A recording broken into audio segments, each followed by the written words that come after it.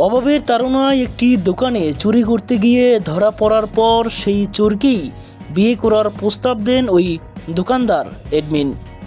মহিলাও দোকানদারকে বিয়ে করতে রাজি হয়েছে।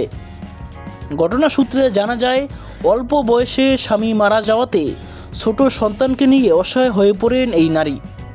অভাবের তাড়নায় বাধ্য হয়ে রাজধানীর একটি মার্কেটে চুরি করতেন তিনি, কিন্তু ভাগ্যের পরিক্রমায় ধরাও পড়লেন শেষমেশ।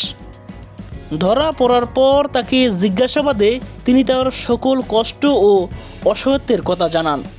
তার এই কষ্টের কথা শুনে তাকে বিয়ে করে বাচ্চাসহ তার সকল দায়িত্ব নিতে চান ওই দোকানদার এডমিন। এমন প্রস্তাবে ওই নারীও রাজি হয়েছেন। দর্শক, আসলে ভাগ্য কখন কী আছে কেউ বলতে পারেন না।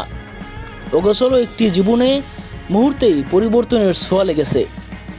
অভাবের তাড়নায় একটি দোকানে চুরি করতে গিয়ে ধরা পড়ার পর সেই চোরকেই বিয়ে করার প্রস্তাব দেন ওই দোকানদার, কিন্তু মহিলা ও দোকানদারের এমন প্রস্তাবে রাজি হয়েছেন।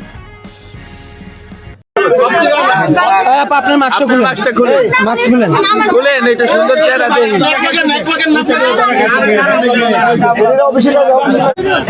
বাচ্চা নিয়ে আপনারা কেমনে মার্কেটে এই কাজগুলা করতেছেন?